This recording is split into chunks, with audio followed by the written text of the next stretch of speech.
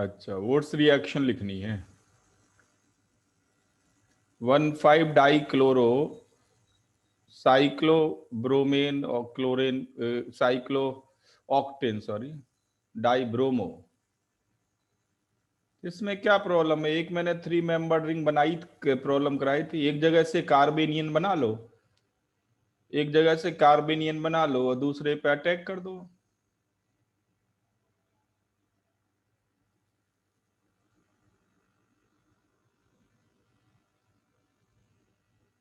ये हैं total 8 carbon, दो 5 मेंबर रिंग बन जाएंगी। तो बाई साइक्लो 330, 550 नहीं, 330।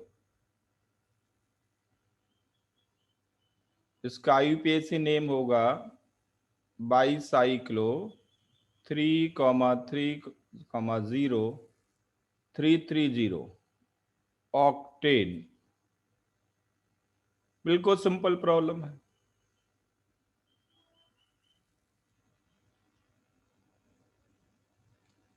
अगर मान लीजिए आपको अगर मान लीजिए आपको ये दे दिया जाए 1,2 डाई हेलो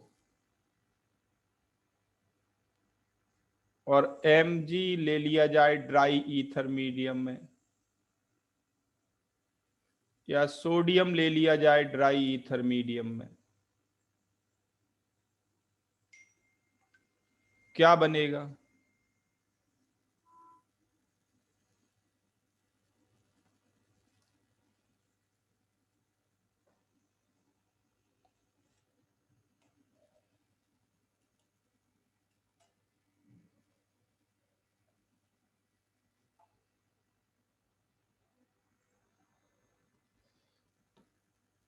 तो आपको ये मालूम है कि इंटरमोलिकुलर और इंट्रामोलिकुलर में फाइट हो तो कौन सी रिएक्शन डोमिनेट करेगी?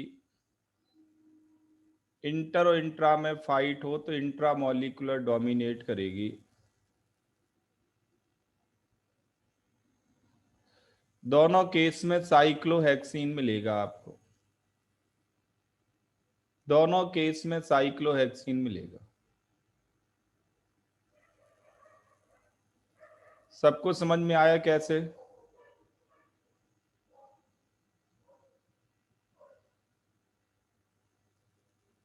आपको क्या करना है, एक CBr बॉन्ड ब्रेक करके कार्बोकैटायन बनाओ, फिर उसको कार्बेनियन में बदल दो, ये बन जाएगा। अब आपके पास नेक्स्ट पॉसिबिलिटी ये है कि ये CBr ब्रेक करके कार्बेनियन बना लो एक और। एडजेसेंट कार्बन पे दो दो कार्बेनियन तो बनेंगे नहीं, अनस्टेबल होंगे। दूसरा, एक और मोल ले लें इसका, उस पे SN2 कर लें। और तीसरा कि इसी का यूज करके इस Br को बाहर कर दें। दूसरा मोल क्यों लेना? तो इंटर और इंट्रा में अगर कंपटीशन हो तो इंट्रा मॉलिक्यूलर डोमिनेट करती है।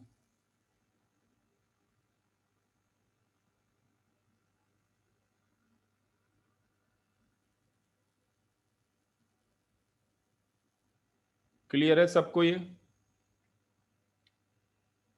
नेक्स्ट लिखो, ये थ्योरी आपके सिलेबस में नहीं है, बट क्लैरिटी के लिए थ्योरी जानना जरूरी है। और मैं इसका ज्यादा डिटेल नहीं बताऊंगा, जितना आपको चाहिए 12th लेवल पे उतना ही। Hard soft acid base theory,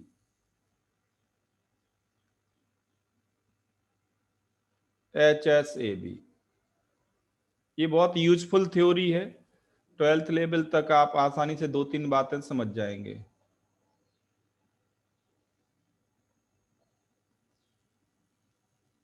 hard soft acid base theory was given by Pearson. तो ये थ्योरी बहुत यूजफुल थ्योरी है, इसलिए आपको 2 सेंटेंस तो जानने पड़ेंगे इसके बारे में। वो ये, इस थ्योरी का स्टेटमेंट ये है कि हार्ड एसिड हार्ड बेस से रिएक्ट करता है preferably, soft acid soft base से रिएक्ट करता है।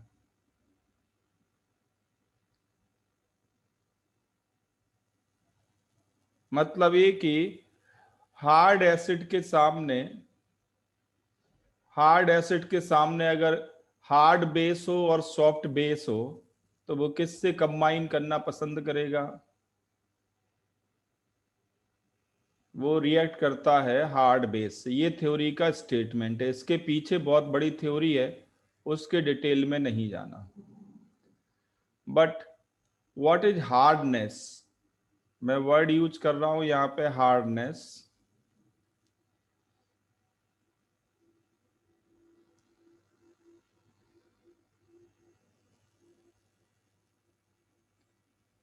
तो hardness is inversely proportional to polarisability. Polarisability,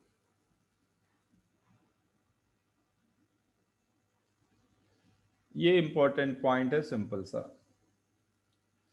जिस आयन का इलेक्ट्रॉन क्लाउड ज्यादा पोलराइजेबल होगा वो होता है soft. Hardness is inversely proportional to polarisability.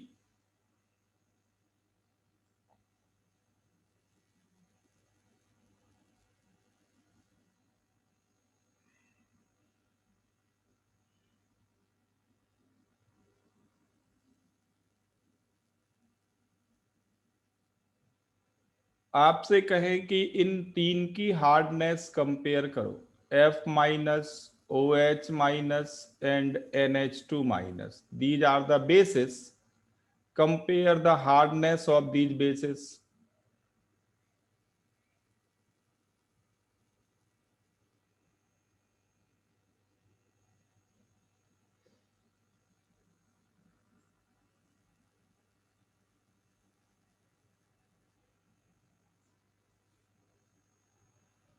तो आपको ये मालूम है कि किसका इलेक्ट्रॉन क्लाउड लीस्ट पोलराइज्ड होगा? लीस्ट पोलराइज्ड किसका होगा? इलेक्ट्रोनेगेटिव एलिमेंट फ्लोरीन का, या लीस्ट इलेक्ट्रोनेगेटिव इन तीनों में नाइट्रोजन का? सबसे कम पोलराइज होगा फ्लोराइड आयन। तो fluoride is the hardest one and NH2- is the soft। This is the hardness in a period। Fluorine, oxygen, nitrogen, they are of the same period. और आगे लिखना चाहें तो CH3-।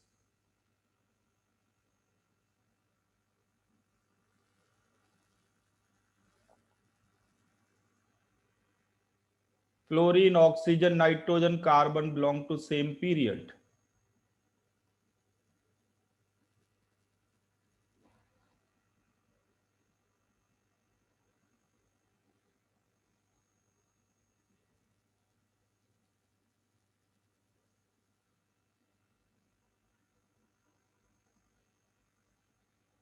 देखो, इसका थोड़ा सा आप अप्लाई करना सीखो बेटा। मैंने आपको जब ये कह दिया कि पोलराइजिबिलिटी के इनवर्सली प्रोपोर्शनल है, मतलब हार्डनेस वो सारे फैक्टर पे डिपेंड करेगी जिन पे पोलराइजिबिलिटी डिपेंड करती है। अब मैं पूरी पोलराइजिबिलिटी पढ़ाना शुरू करूं आपको दोबारा से, बॉन्डिंग किस तरह के क्वेश्चंस पूछते हैं आप लोग?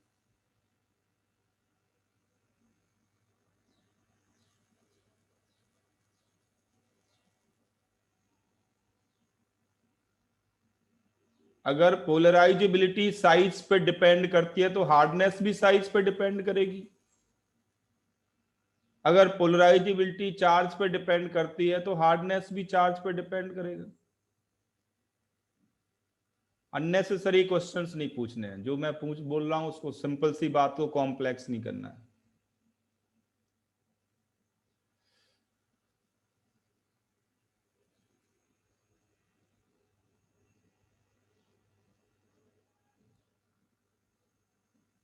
सिंपल सी बात को कॉम्प्लेक्स नहीं करना है।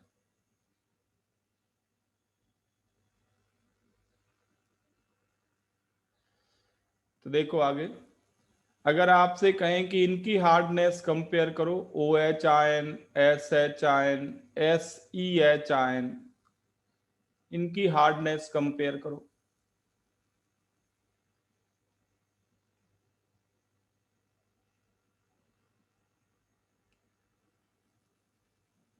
तो इसमें OH आयन हार्डेस्ट होगा, OH आयन हार्डेस्ट होगा।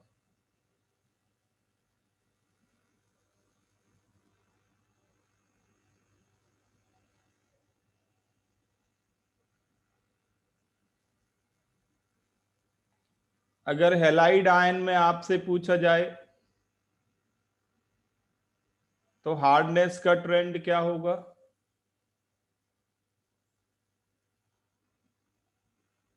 Hardness hardness down the group decrease करेगी।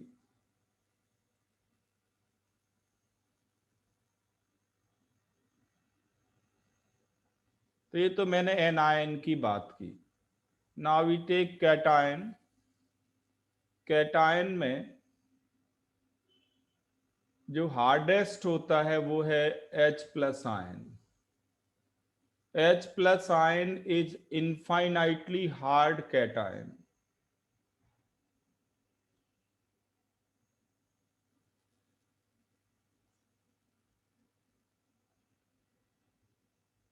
H plus ion is infinitely hard cation. Cation की जो हार्डनेस है वो प्रोपोर्शनल करेंगे आप पॉजिटिव चार्ज डेंसिटी के।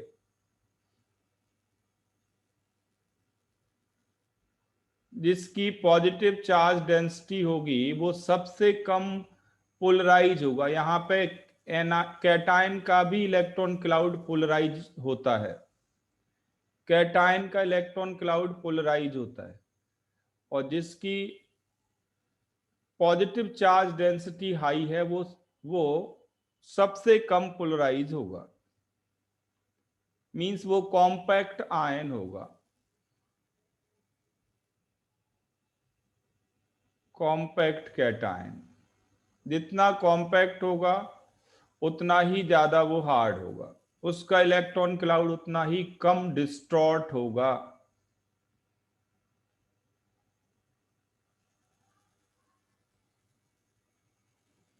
यहाँ पे हमें इसकी जरूरत नहीं है, कोई पूछता नहीं आपसे इस लेवल पे, 12th लेवल पे इन कैटायंस की हार्डनेस।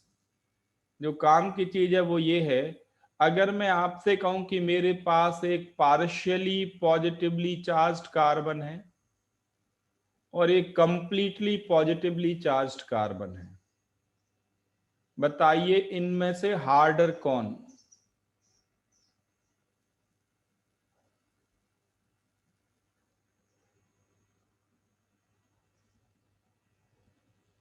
ऑर्गेनिक में बस हमें यही एक चीज देखनी है, इनमें हार्डर है CH3+। जितना ज्यादा पॉजिटिव चार्ज डेंसिटी होगी वो हार्ड होगा। अब रिलेटिवली मैं इसको सॉफ्ट कहूंगा, ये हार्ड हो गया।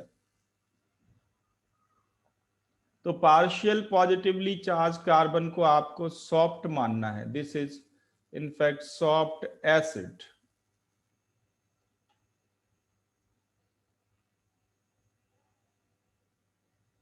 एसिड तो ये भी है, this is the hardest acid. In fact data ये है कि it is infinitely hard acid. इसके पास तो इलेक्ट्रॉन क्लाउड ही नहीं होता, उसको क्या डिस्टॉर्ट करोगे आप? केवल न्यूक्लियस होता है।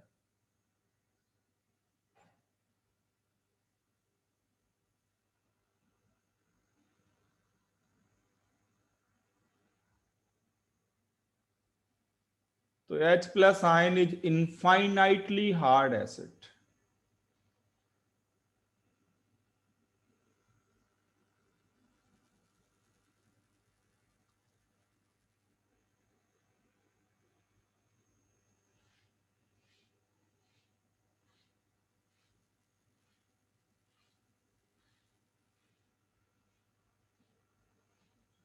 ओहो, आपको समझाना बड़ा मुश्किल काम है। हार्डनेस की physical meaning I told you in the beginning, it is the distortion of electron cloud. It is related to distortion of electron cloud. चाहे वो कैटायन हो चाहे वो एनायन हो, आई स्टार्टेड फ्रॉम हियर, फिर वही शुरुआत में पहुंच जाओ।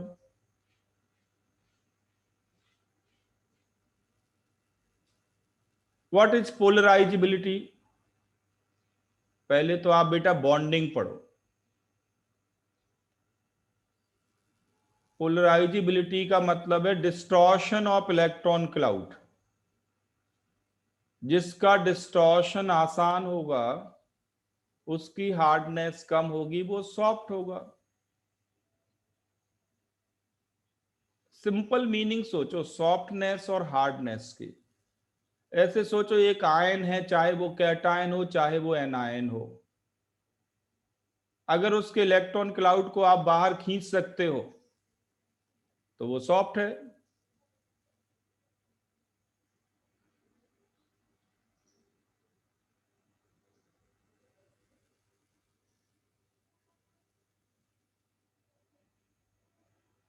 यही से मैंने शुरू बात की। सिलेबस ही नहीं बढ़ता आगे फिर ऐसे। तो जितनी आसानी से इलेक्ट्रॉन क्लाउड जिसका डिस्टॉर्ट हो वो उतना ही सॉफ्ट। डिफिकल्ट डिस्टॉर्शन हो तो वो हार्ड। कैटायन में मैंने अभी अभी कहा कि इसके पास तो इलेक्ट्रॉन क्लाउड ही नहीं होता, उसको क्या डिस्टॉर्ट करोगे। इसलिए ये है इनफाइनाइटली हार्ड।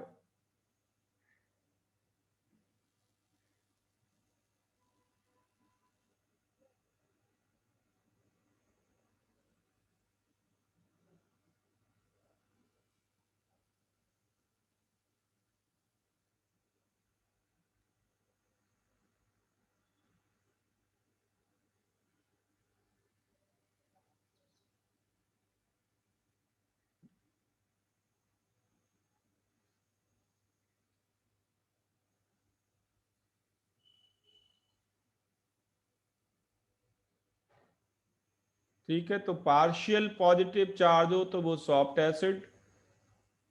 देखो हर लाइन पे अगर कोई क्वेश्चन रेज करेगा तो मैं उसके आंसर नहीं कर सकता, क्योंकि मैं जानता हूं कि फिर ऐसे बच्चे बहुत ज्यादा कंफ्यूज्ड होते हैं जिनको हर लाइन में क्वेश्चन नजर आता है, उनका कोई इलाज नहीं है। देखो पार्शियल पॉजिटिव चार्ज हो वो सॉफ्ट एसिड रिलेटिवली, और कंप्लीट पॉजिटिव चार्ज हो तो वो harder one.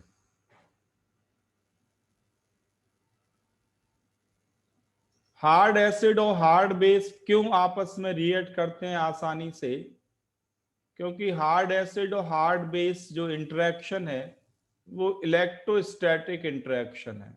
Electrostatic means ion ion attraction.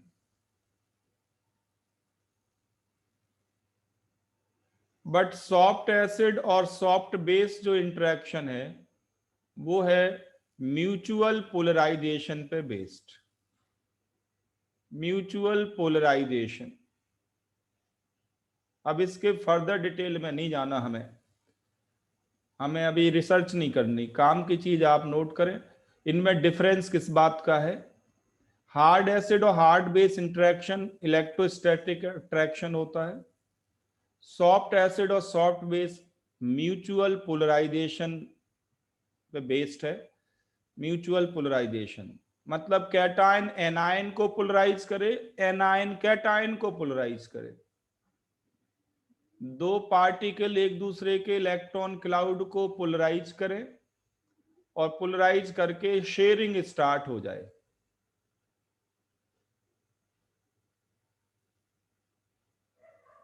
तो इलेक्ट्रॉन क्लाउड के पोलराइजेशन से शेयरिंग स्टार्ट हो जाए, ये होगा सॉफ्ट एसिड और सॉफ्ट बेस में। हार्ड एसिड और हार्ड बेस में तो सिंपल अट्रैक्शन है, वो आयनिक अट्रैक्शन होगा। Just because of charges they will attract each other.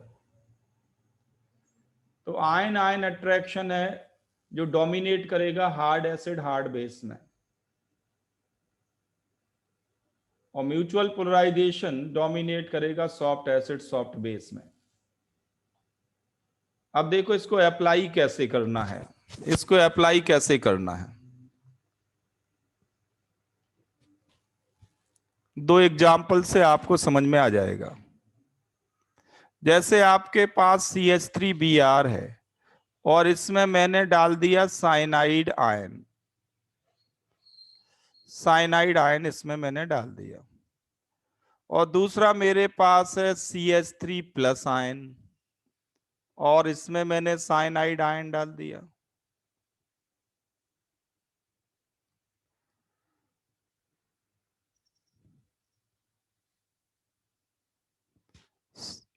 ठीक है, CH3+ आयन तो हाईली अनस्टेबल होता है, इन जनरल R+ लिख लो,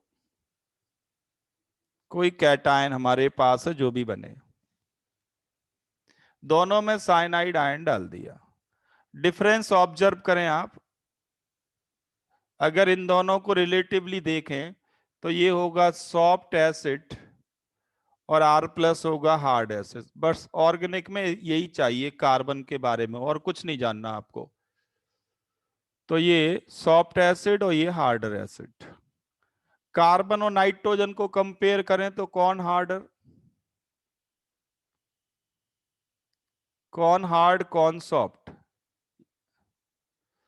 तो nitrogen harder base, carbon soft base. जरा बताएं क्या होगा इस केस में।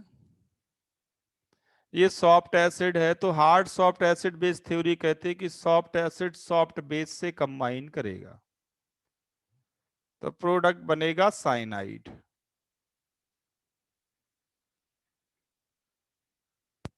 और एक कैटायन है तो हार्ड एसिड हार्ड बेस से कंबाइन करेगा, प्रोडक्ट बनेगा आइसोसाइनाइड।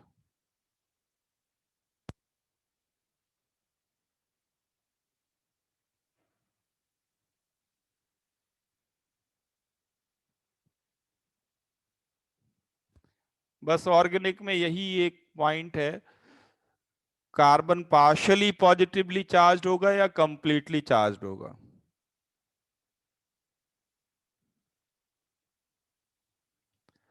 दूसरा एग्जाम्पल लें आप, अनदर एग्जाम्पल। मान लीजिए मेरे पास CH3Br है, इसमें मैंने डाल दिया NO2।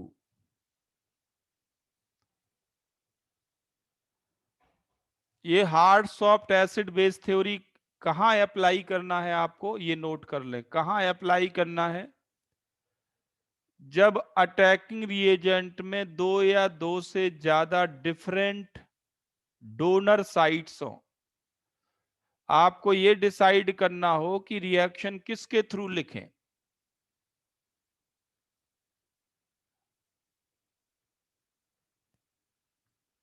अटैकिंग रिएजेंट में 2 और मोर डोनर साइट्स हो तब आप HSAB यूज करेंगे।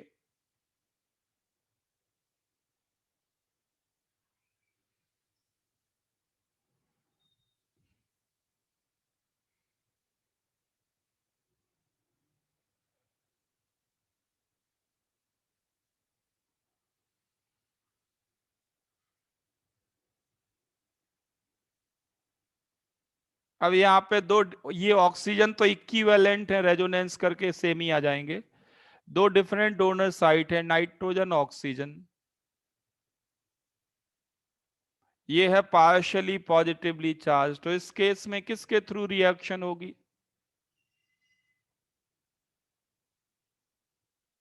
नाइट्रोजन के थ्रू या ऑक्सीजन के थ्रू? और इस केस में किसके थ्रू होगी? ऑक्सीजन के थ्रू।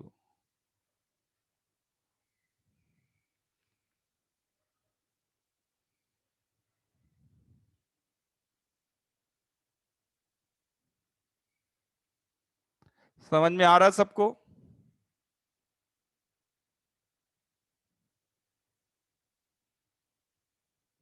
ऑर्गेनिक में इससे ज्यादा नहीं करना आपको, अभी रिसर्च नहीं करनी HSAB पे, बस इससे आपकी प्रॉब्लम सॉल्व हो जाएगी, जेई तक के सारे क्वेश्चंस हो जाएंगे।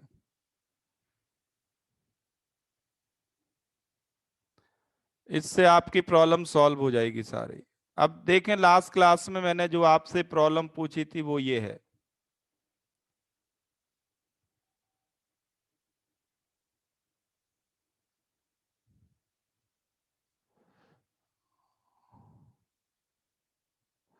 अगर आप रेजोनेंस लिखते हैं तो ये दो आपके पास कंट्रीब्यूटिंग स्ट्रक्चर्स हैं।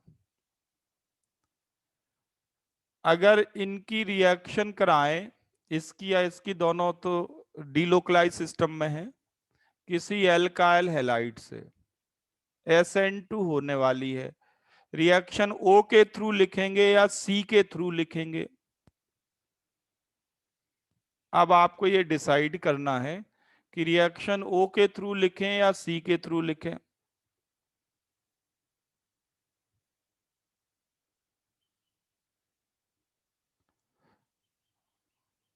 तो ये है सॉफ्ट एसिड, ये सॉफ्ट एसिड है, और सॉफ्ट एसिड की रिएक्शन सॉफ्ट बेस मतलब कार्बन से होगी, ऑक्सीजन है हार्डर बेस, तो सॉफ्ट एसिड की रिएक्शन सॉफ्ट बेस के साथ होगी। इस कार्बन की इस पे SN2 रिएक्शन करें,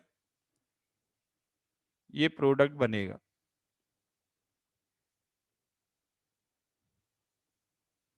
आपने लास्ट क्लास में यही बनाया होगा।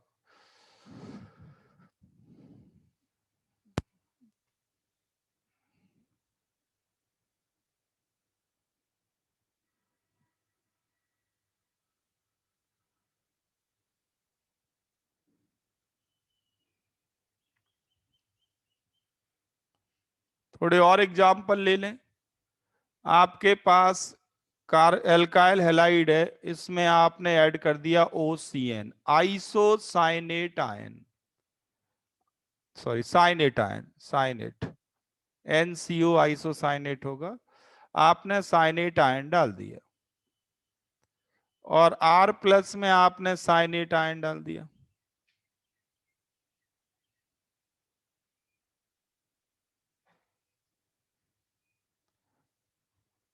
इनमें दो दो डोनर साइट हैं, जिसमें दो डोनर साइट हों उनका नाम है एम्बीडेंट न्यूक्लियोफाइल्स, ये कहलाते हैं एम्बीडेंट। किसके थ्रू रिएक्शन लिखनी है ये आप HSAB से डिसाइड करेंगे।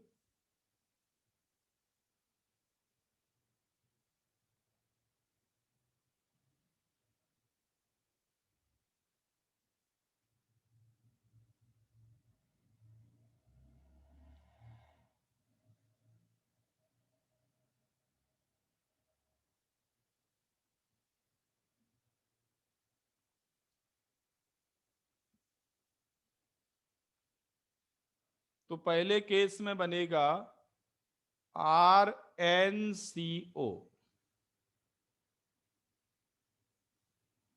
पहले केस में मिलेगा RnCO, सेकंड केस में मिलेगा ROCN।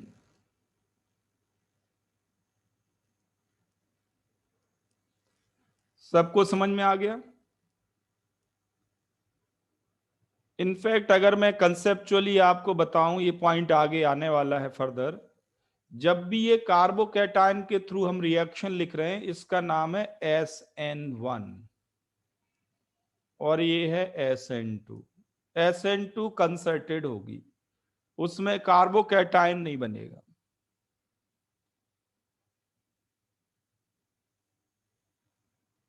कार्बोकैटायन बनने के बाद जो भी प्रोडक्ट बन रहा है वो सब SN1 है, ये SN1 है, ये SN1 है, और जिनमें कार्बोकैटायन नहीं बना, पार्शियल चार्ज के थ्रू लिखी हमने, वो सब SN2 है।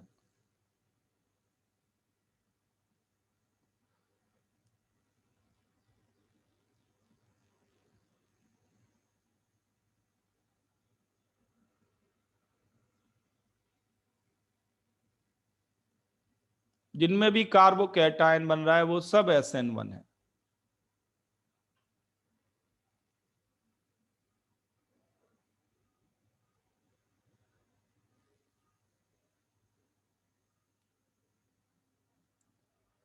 फर्दर यहां पे मैं SN2 के कनेक्शन में ही बात कर रहा हूं।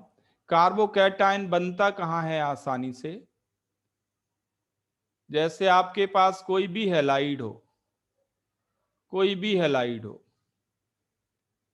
कार्बोकैटायन बनाना हो तो उसमें आप ऐड कर दो, आप उसमें ऐड कर दो सिल्वर आयन। एक तो आपके सिलेबस में ये आता है बार बार,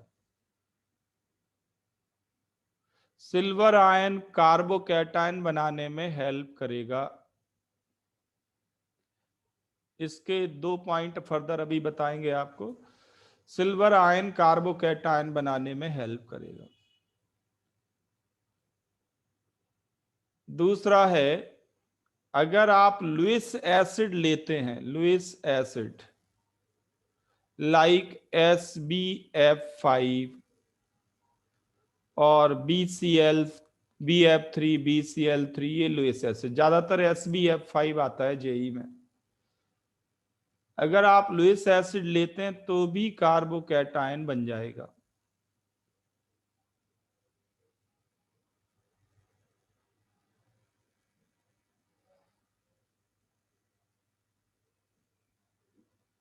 इन जनरल लुईस एसिड अगर आप लेंगे तो ये कार्बोकैटायन आपको देगा। अगर आप एनहाइड्रस AlCl3 लें तो भी कार्बोकैटायन बनता है।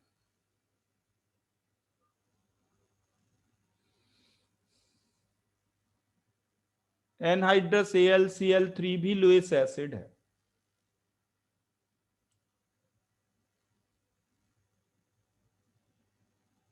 बट यहां पे एक पॉइंट ध्यान रखना है कि ये जो मैं कार्बोकैटायन बना रहा हूं, इनमें एक तो R ग्रुप मिथाइल और इथाइल ना हो।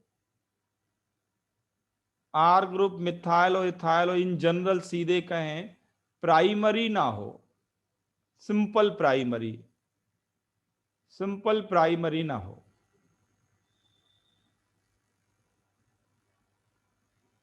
सिंपल प्राइमरी क्यों कह रहा हूं मैं? प्राइमरी तो ये भी है, पर ये आसानी से कार्बोकैटायन देगा। ये एलाइलिक प्राइमरी है, ये आसानी से कार्बोकैटायन देगा, कोई प्रॉब्लम नहीं।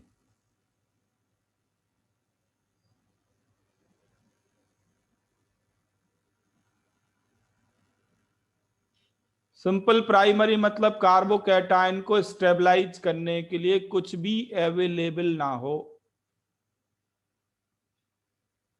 उसे कहते हैं सिंपल प्राइमरी।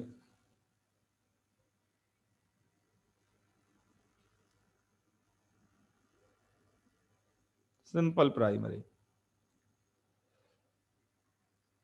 प्राइमरी तो ये भी है बेंजाइल, प्राइमरी तो ये भी है, पर ये भी आसानी से कार्बोकैटायन में कन्वर्ट हो जाएगा।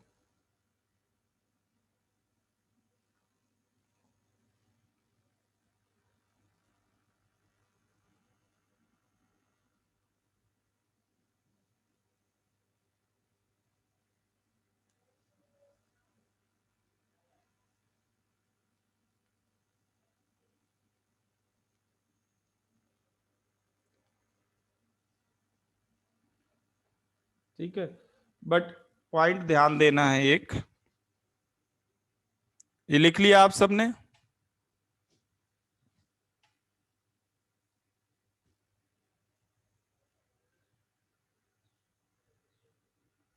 अब मैं एक्चुअल प्रॉब्लम की बात कर रहा हूं। एक्चुअल प्रॉब्लम कैसे आनी है आपको, वो ये है, आपके पास मान लीजिए इथाइल क्लोराइड है, इथाइल क्लोराइड है, इथाइल क्लोराइड। अगर आप इसमें ऐड कर दें AgCN तो क्या मिलेगा, और अगर आप इसमें ऐड कर दें KCN तो क्या मिलेगा। एक्चुअल प्रॉब्लम ऐसे आनी है। तो ये है primary, but Ag plus ion primary से भी कार्बोकैटायन बना देगा, Ag+आयन बना देगा। AlCl3 नहीं बनाता। Ag+ का रीजन ये है कि प्रोडक्ट इंसॉल्युबल बनता है, प्रोडक्ट इंसॉल्युबल बनता है, इसलिए रिएक्शन ये फॉरवर्ड चली जाती है।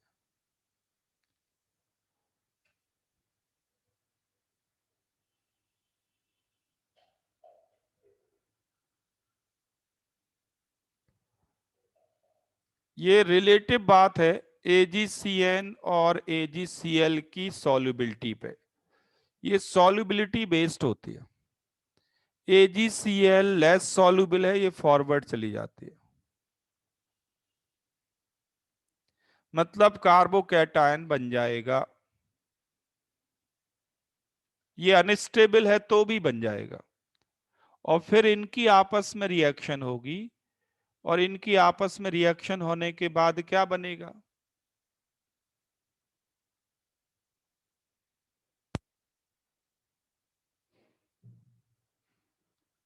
इनकी आपस में रिएक्शन होगी तो क्या बनेगा,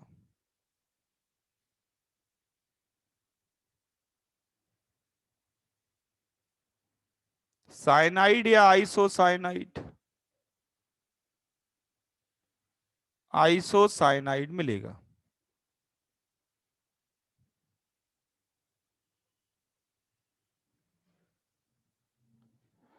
तो प्राइमरी हो, सेकेंडरी हो, टर्शरी हो, और आसान होता जाएगा क्योंकि कार्बोकैटायन स्टेबल होता जाएगा।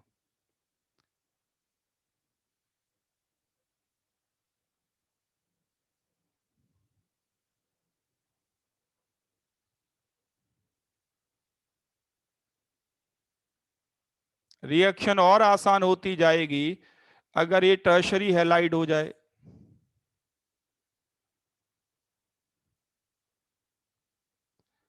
और अगर इसमें KCN ऐड करें देन व्हाट विल हैपन,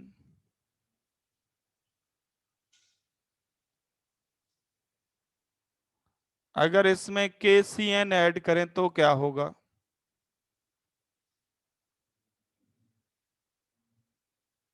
तो ये सिंपल SN2 रिएक्शन होने वाली है। वो पिछला केस SN1 टाइप था क्योंकि कार्बोकैटायन बन गया था। क्या बनेगा इसमें, इसमें बनेगा साइनाइड। आ गया समझ में सबको, HSAB कैसे अप्लाई करनी है। बस यही केस आते हैं, मैं ज्यादा डिटेल में नहीं जाऊंगा, जो आपके सिलेबस में है केवल उन्हीं को लिखूंगा मैं। बट अगर मैं ये कहूं कि KCN को हमने ऐड किया SbCl5 की प्रेजेंस में, अब बताओ क्या बनना चाहिए।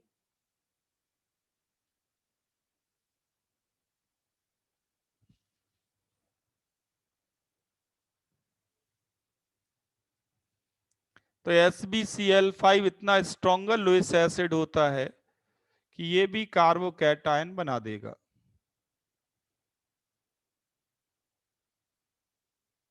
इसमें आइसोसाइनाइड बन जाएगा।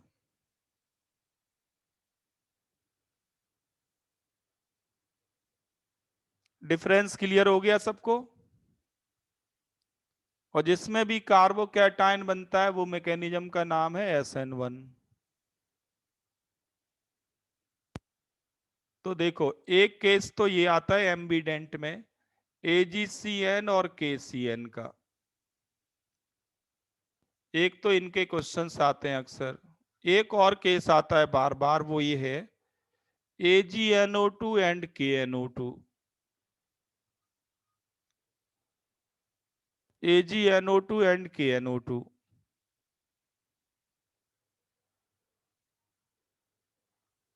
तो इनमें भी डिफरेंस आप लिख लें।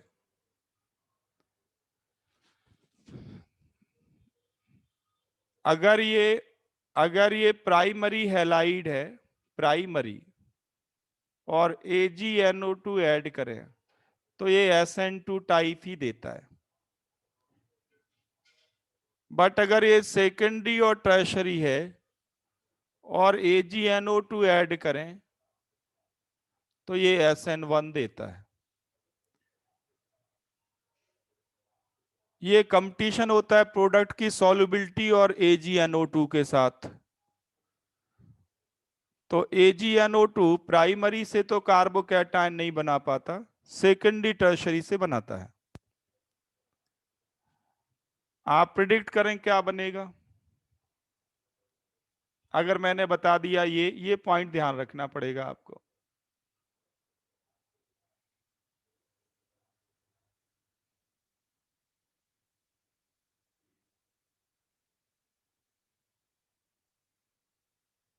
अगर SN2 होती है फर्स्ट केस में तो ये पार्शियल चार्ज होगा, पार्शली चार्ज होगा ये, और रिएक्शन N के थ्रू होगी या O के थ्रू?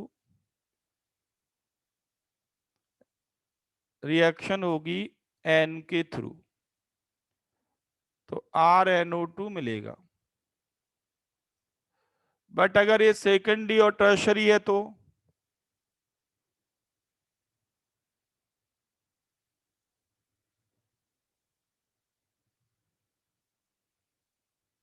तो रिएक्शन O के थ्रू होगी, RONO मिलेगा।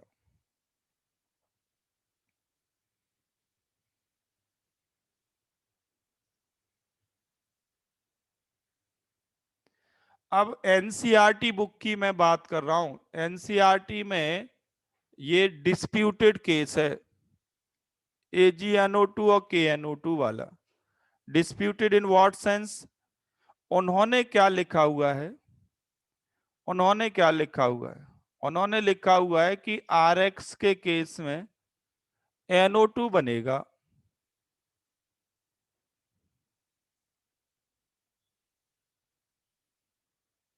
RX के केस में NO2 बनेगा, ये लिखा हुआ है। एल्काइल हैलाइड स्पेसिफाई नहीं किया प्राइमरी केस में, सॉरी, एल्काइल हैलाइड स्पेसिफाई नहीं किया। सभी जगह NO2 नहीं बनता, ये नोट कर लें आप। सब जगह NO2 नहीं बनेगा, सेकेंडरी टर्शरी में ONO बन जाएगा।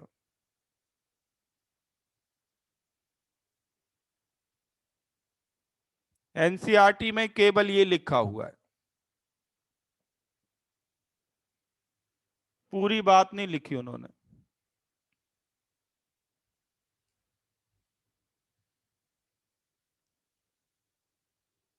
आ गया समझ में सबको?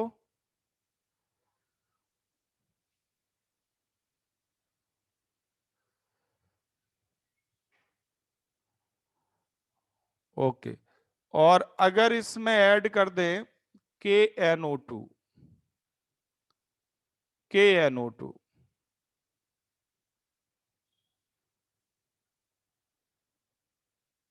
यहां तो कार्बोकैटायन बनने की कोई बात ही नहीं है।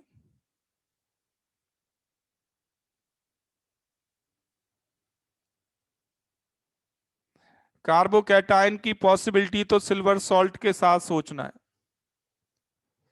क्या बनेगा?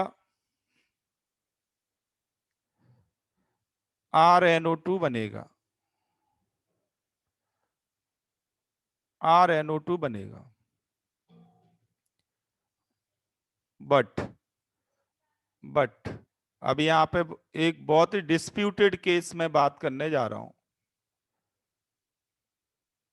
एक including NCERT and almost all Indian writer books, उन्होंने लिखा है RONO। इंडियन राइटर बुक्स में डिफरेंस है, आधा कुछ बोलते हैं, आधे कुछ बोलते हैं।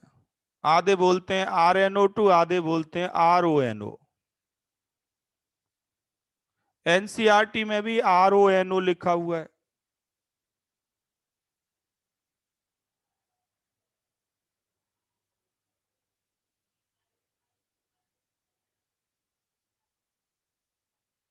बट जितनी भी और वर्ल्ड वाइड में बात करूं जो बुक्स चलती हैं ऑर्गेनिक की, उनमें RnO2 लिखा हुआ है।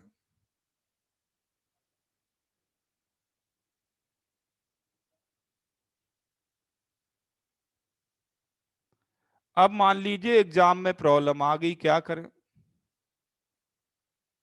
RnO2 और RONO ये प्रॉब्लम एग्जाम में आ गई, क्या करें?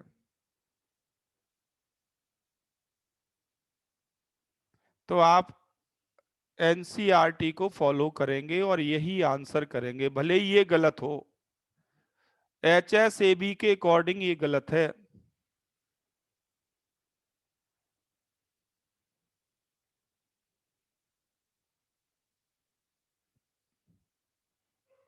बट इंडियन राइटर्स की आधी बुक में आपको यही लिखा मिलेगा, आधे में ये लिखा मिलेगा, वो कंफ्यूज्ड है।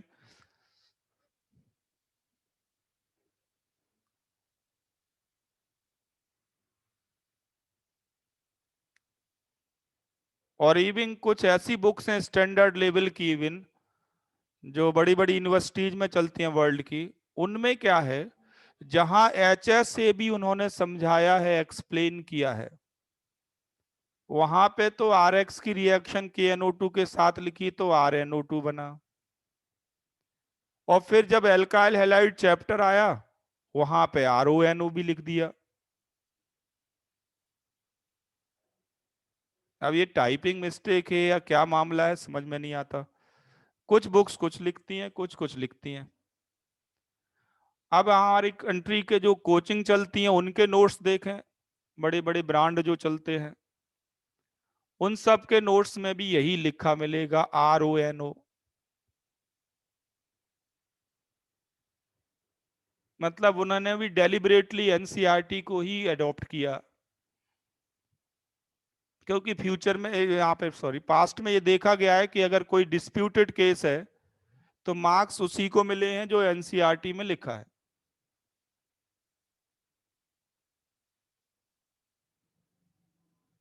ठीक है। एक और डिस्प्यूट के बारे में मैं आपको बता दूं, शायद अभी तक आपका इस पे ध्यान नहीं गया होगा, और सावन का इस पे ध्यान गया है। वो ये है कि STP और NTP में क्या डिफरेंस है। हमारी कंट्री की जितनी बुक्स चलती हैं, ध्यान देना, हमारी कंट्री की जितनी बुक्स चलती हैं उन सब में NTP और STP को सेम माना गया है। सारे न्यूमेरिकल क्वेश्चंस में STP लिखा हो या NTP लिखा हो, बिल्कुल सेम तरीके से उनको ट्रीट करना, सेम मानना है। ये तो मैं बुक्स के अकॉर्डिंग बात कर रहा हूं, अपनी कंट्री में क्या एडॉप्ट किया गया है।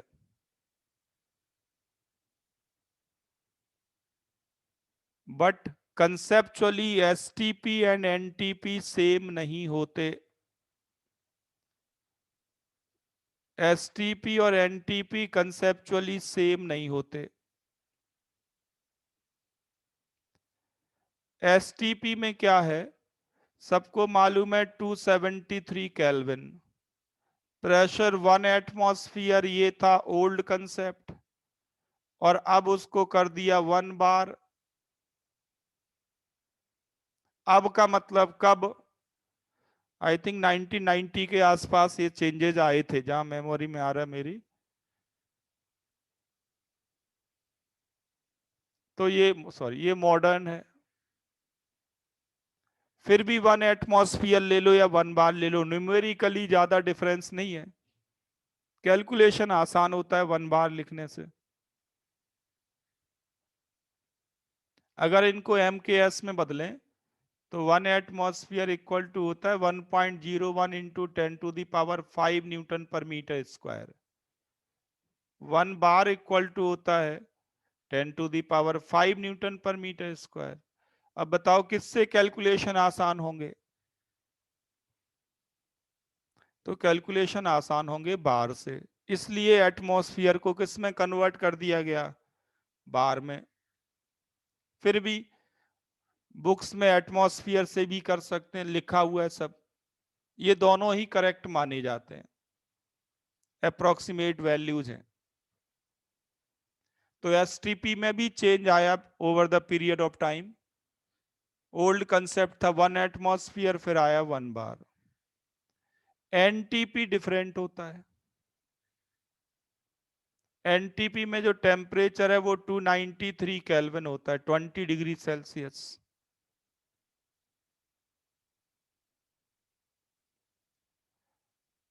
है डिफरेंट कंसेप्चुअली, बट हमारी कंट्री की जितनी भी बुक्स हैं वो आपको पता ही है, सालों साल एक ही चीज चलती है, आसानी से बदलती नहीं है। और जब कोई चीज बहुत पॉपुलर हो जाए तो उसको बदला भी नहीं जाता, चलने तो जैसा चल रहा है। हकीकत में लिखना चाहिए एसटीपी हर जगह, कहीं कहीं एनटीपी भी लिख देते हैं, उसको एसटीपी ही मान लेना है। कंसेप्चुअली ये दोनों डिफरेंट होते हैं।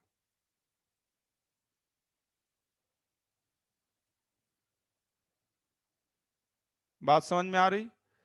होता क्या है, जब कोई चीज बहुत पॉपुलर हो जाती है तो सब कुछ उसी के नाम से चलने लगता है।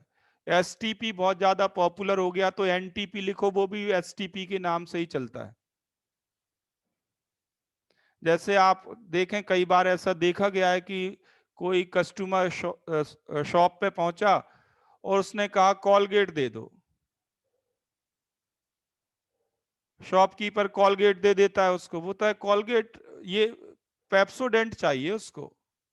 पेप्सोडेंट को भी कॉलगेट कहता है वो।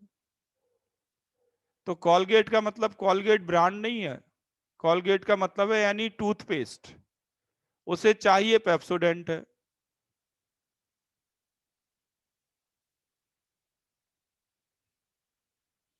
तो toothpaste is nothing but Colgate. Colgate का नाम ही टूथपेस्ट पड़ गया, क्योंकि एडवर्टाइजमेंट से इतना ज्यादा पॉपुलर हो गया।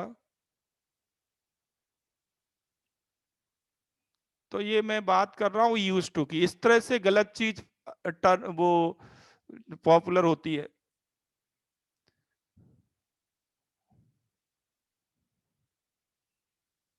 यही हाल एएसटीपी एनटीपी का है, और मुझे लगता है यही हाल NO2 और ONO का भी है। एक जगह कॉपी हो गया होगा, अब किताबों में वही चला आ रहा है और इसी पे मार्क्स भी मिल रहे हैं। तो इसमें KNO2 डालेंगे तो आप आंसर करेंगे RONO, ध्यान रखना ये गलत है फिर भी।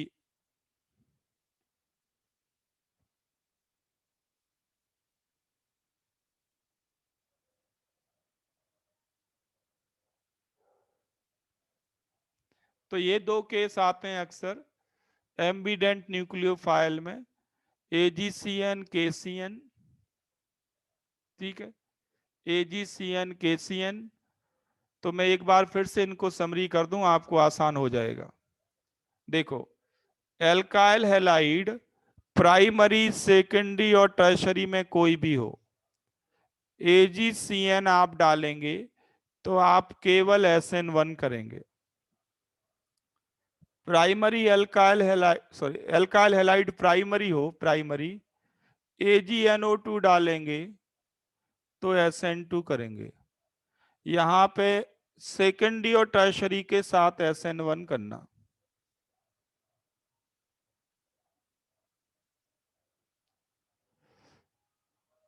तो ये तो बात हुई सिल्वर सॉल्ट की, ये आपके सिलेबस में है, अक्सर आते रहते हैं।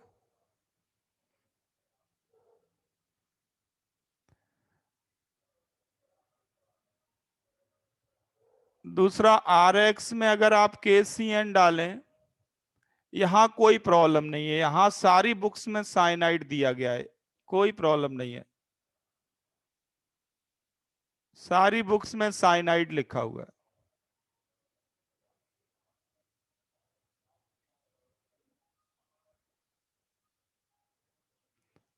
प्रॉब्लम इस केस में है जहां KNO2 डाला।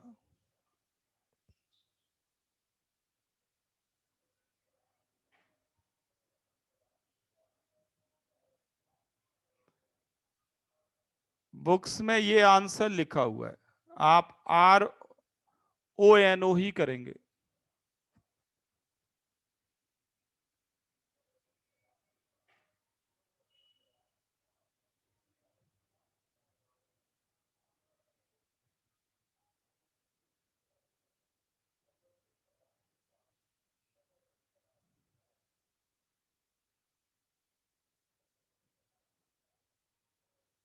आ गया समझ में सबको ये डाटा? आप इस तरह से आप प्रैक्टिस करेंगे, याद रखेंगे।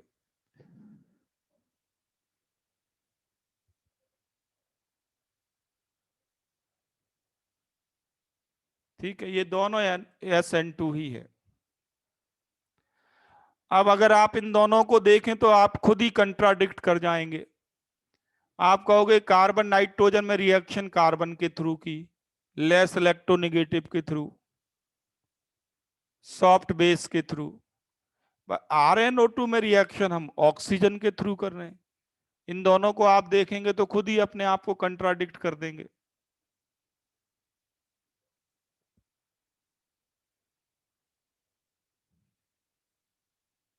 KNO2 लेंगे तो ऑक्सीजन के थ्रू कर रहे हैं। दिखाई पड़ रहा है कंट्राडिक्शन आपको इन दोनों में?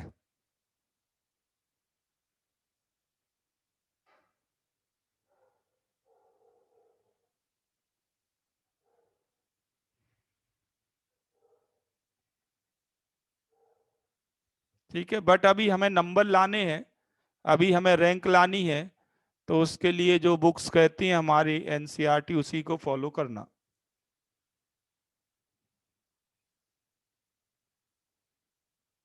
ठीक है, तो हम बात कर रहे हैं कार्बन न्यूक्लियोफाइल्स की, कार्बन न्यूक्लियोफाइल्स की। अब आपसे प्रॉब्लम इनडायरेक्टली ऐसे आएगी, प्रॉब्लम इस तरह से आनी है, देखो ध्यान से। मान लीजिए आपके पास दो ऑप्शन है, दो ऑप्शन है।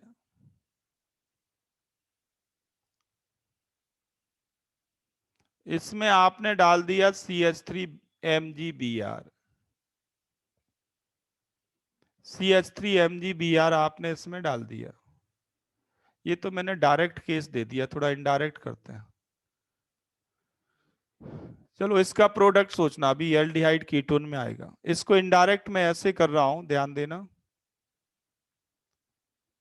मान लीजिए आपके पास ये केस है और इसमें आपने ऐड कर दिया Br2 1 equivalent in acid medium.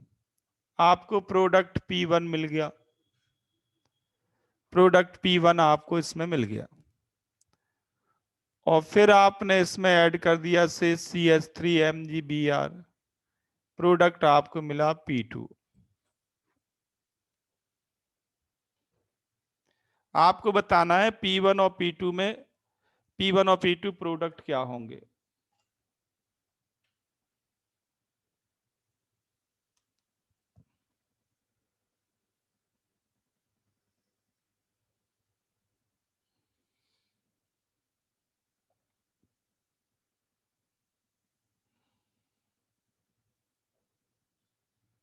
तो ये तो डायरेक्ट दिया था, यहाँ पे पहले स्टेप में तो यही बनाना है आपको। आपको ये मालूम है कि अल्फा कार्बन पे रिएक्शन होती है, हेलोजिनेशन कौन से कार्बन पे होगा? हेलोजिनेशन अल्फा कार्बन पे होगा, C डबल बॉन्ड O के नेक्स्ट कार्बन पे। इसके बाद आप ये पॉइंट नोट कर लें, अभी हम इसको NGP में पढ़ेंगे। NGP मतलब neighbouring group effect. C double bond O के नेक्स्ट कार्बन पे SN2 बेस्ट होती है, best SN2। Carbon next to C double bond O, इस पे सबसे बढ़िया SN2 होती है। This is the most reactive alkyl halide in SN2।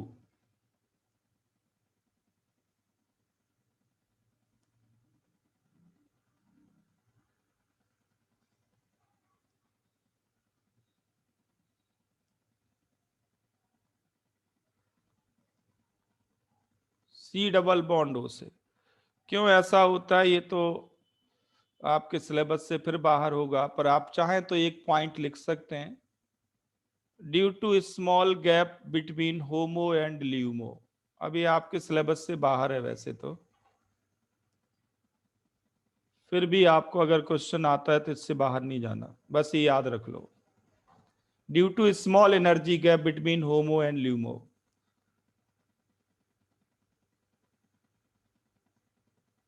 ठीक है, सी डबल बॉन्ड हो और सी बी आर के मॉलिक्यूलर ऑर्बिटल्स।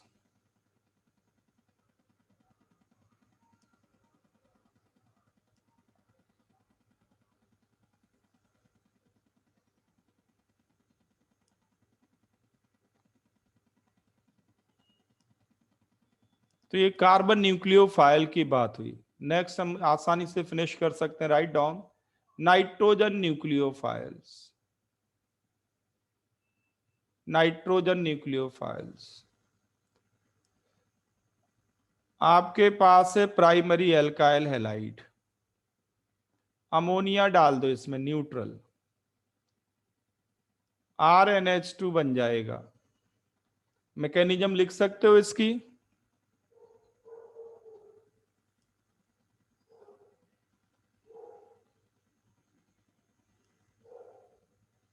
है तो ये भी कंसर्टेड बिल्कुल वैसे ही जैसे बाकी था, है तो बिल्कुल वैसे ही कंसर्टेड रिएक्शन जिसमें X बाहर जाएगा। पहला स्टेप तो सिंपल सा ही है।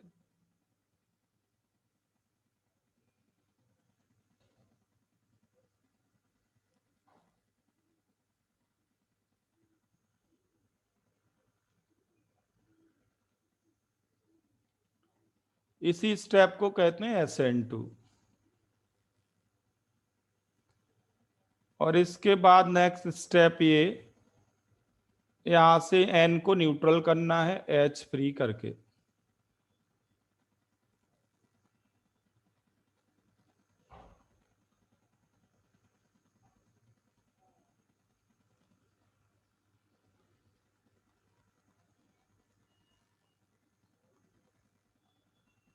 ये बन जाएगा RnH2। पहला स्टेप है SN2, लिख लिया इसको।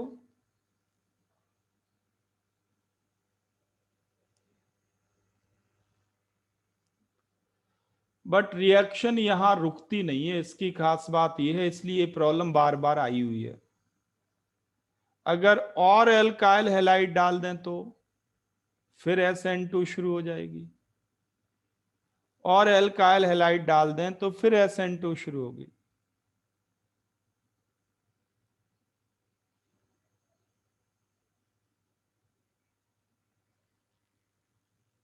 ये बनेगा, रिपीट करना है इसको।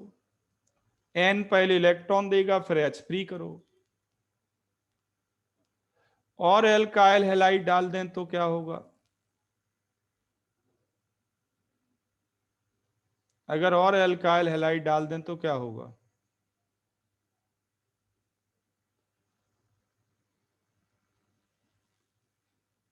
फिर H बाहर चला जाएगा।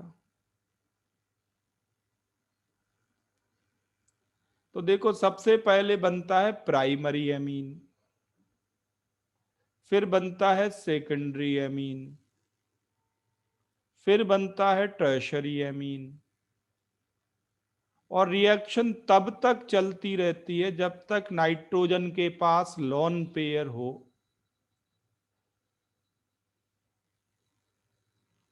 और एल्काइल हैलाइड आप डाल दें तो रिएक्शन तब तक चलती रहेगी जब तक कि नाइट्रोजन के पास लोन पेयर हो।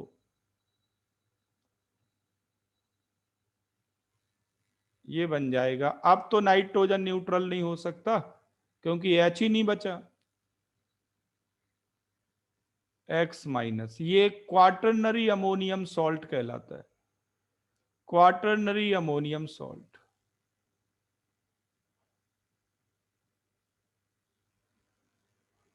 रिएक्शन इस अमोनियम सॉल्ट पे जाके रुकती है। SN2 तब तक चलती रहेगी जब तक आपके पास एल्काइल हैलाइड अवेलेबल है। अमोनिया का तो एक ही मोल चाहिए। अमोनिया यू नीड ओनली 1 मोल।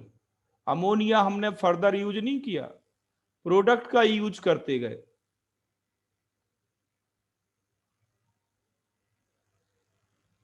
तो रिएक्शन क्वाटरनरी अमोनियम सॉल्ट पे रुकेगी।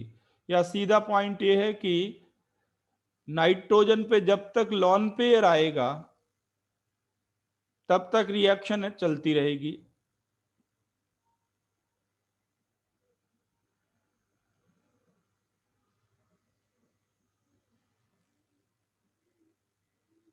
लिख लिया इसको।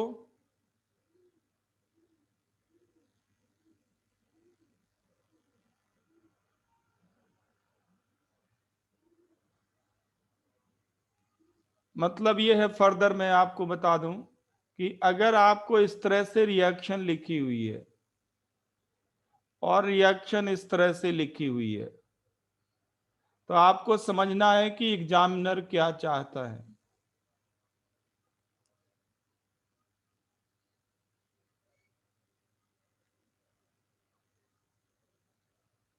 तो इसमें तो आप बनाएंगे RnH2, और इसमें क्या बनाएंगे आप? Quaternary ammonium salt. Quaternary ammonium salt. और ये प्रॉब्लम अक्सर आती है क्वाटरनरी अमोनियम सॉल्ट की। जैसे अगर मैं आपसे कहूं कि आपके पास ये है C2H5Cl,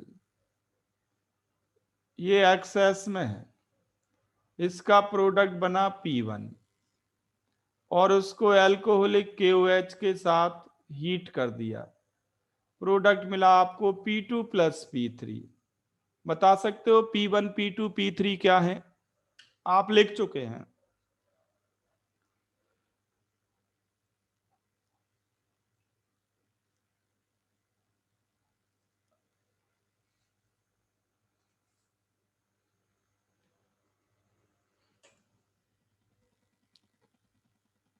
तो P1 तो बहुत ही ताजा है, आप बना ही लेंगे। आपको मिलेगा क्वाटरनरी अमोनियम सॉल्ट।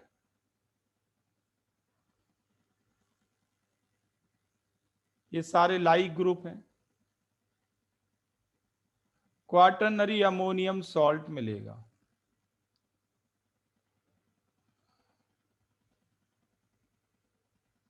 P1। आपको प्रॉब्लम आ सकती है P2 P3 में। ये थोड़ा पुराना हो गया, 2-3 क्लास।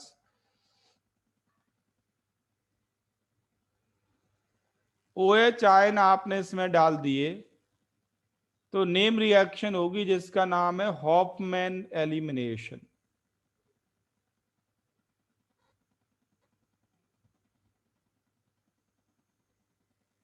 Hofmann elimination.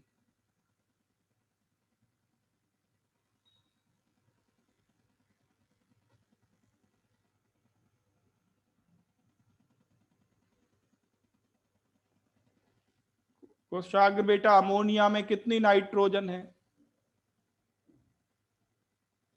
एक। अमोनियम सॉल्ट में कितनी नाइट्रोजन है? एक। तो एक्सेस में कौन होगा? अमोनिया।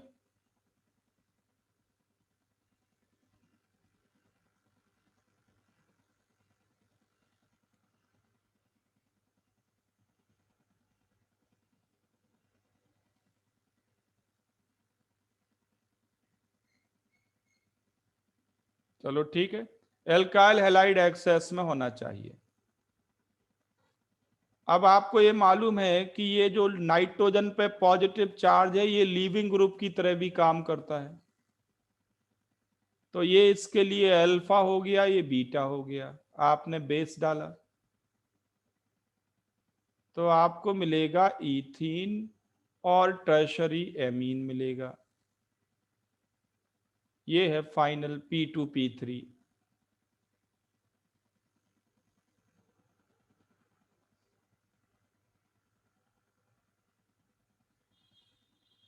हॉफमैन एलिमिनेशन हो जाएगा।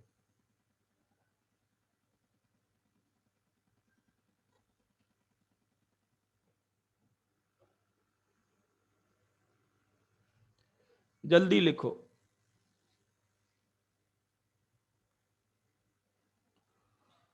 लिख लिया ये?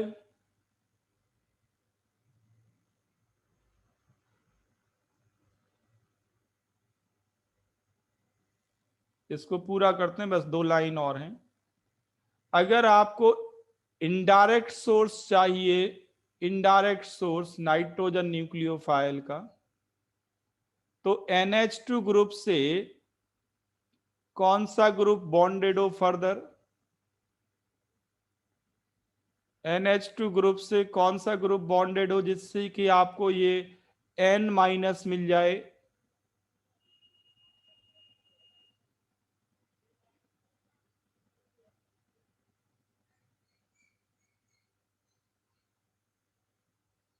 N- मिल जाए, वो है -M इफेक्ट। -M effect. अब देखो ये बहुत ही बढ़िया प्रॉब्लम है, रिसेंटली जेई में आई हुई है, जेई एडवांस में आई हुई है। मुझे लगता है इसको भीड़ कर लेगी।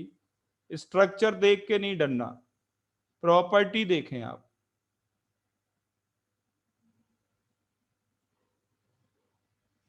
इसमें सबसे पहले डाल दिया KOH, followed by reaction with ethyl bromide. बताओ क्या बनेगा?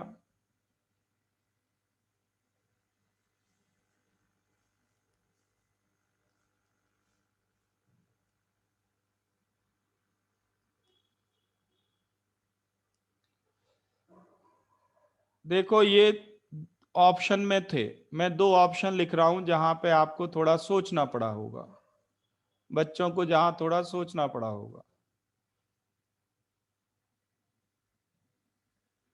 एक तो ये था,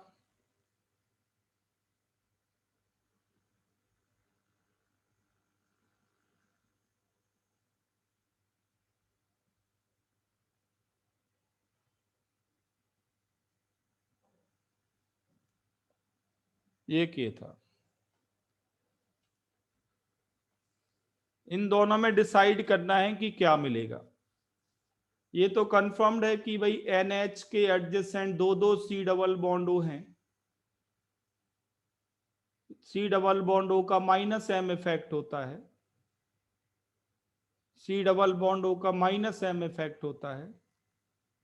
तो ये O इस H को ले जाएगा और N नेगेटिव बनाएगा। अब ये N नेगेटिव लोकलाइज तो है नहीं, डीलोकलाइज्ड है, तो E2 हो नहीं सकती। यहां पे E2 वाले ऑप्शन भी थे, ये भी था, E2 हो नहीं सकती। E2 क्यों नहीं हो सकती? क्योंकि E2 करने के लिए नेगेटिव चार्ज N पे तो चाहिए, बट वो लोकलाइज्ड हो, डीलोकलाइज ना हो। अगर लोकलाइज्ड है तो E2 होती, E2 यहां हो नहीं सकती। अब डीलोकलाइज्ड होकर नेगेटिव चार्ज नाइट्रोजन या ऑक्सीजन पे आएगा। SN2 N के थ्रू करें या O के थ्रू करें, ये दोनों ऑप्शन में मिलेंगे। तो यहां पे किसकी हेल्प लेनी पड़ेगी? N के थ्रू करें या O के थ्रू करें, किसकी हेल्प से डिसाइड होगा? HSAB से। तो N के थ्रू रिएक्शन होगी, ये आपको मिलेगा। HSAB का बस इतना ही काम है, आपके 12th लेवल तक के सिलेबस में, कंपटीशन तक में HSAB का बस इतना ही काम है। जहां 2 या 2 से ज्यादा डोनर साइट दिखें, वहां डिसाइड करो कि किसके थ्रू डोनर बनेगा कौन।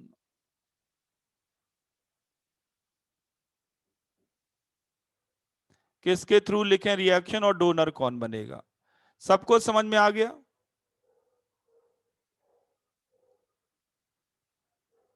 ये रिसेंटली और पहले भी आ चुके जेई एडवांस की आई हुई प्रॉब्लम है, जो मेजॉरिटी बच्चों को डिफिकल्ट लगी। डिफिकल्ट कुछ है नहीं, बस उनको याद ही नहीं रहता। अभी मैं 2 हफ्ते बाद पूछूंगा, आपको भी याद नहीं रहेगा। आधी आधे बच्चों को तो कम से कम याद होने वाला नहीं है।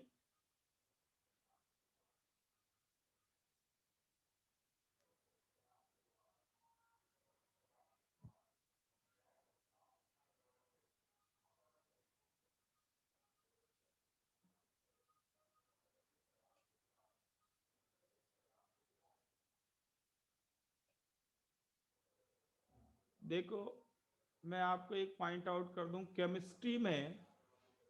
केमिस्ट्री में ओनली प्रोडक्ट रेयर होते हैं।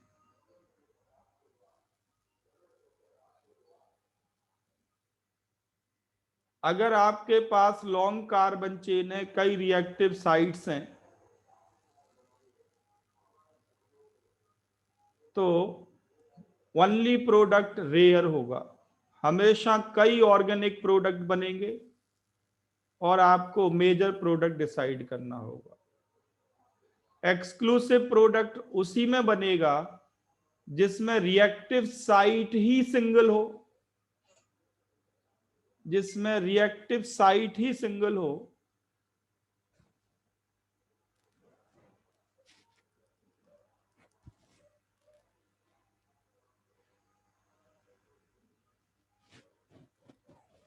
आ गया समझ में सबको?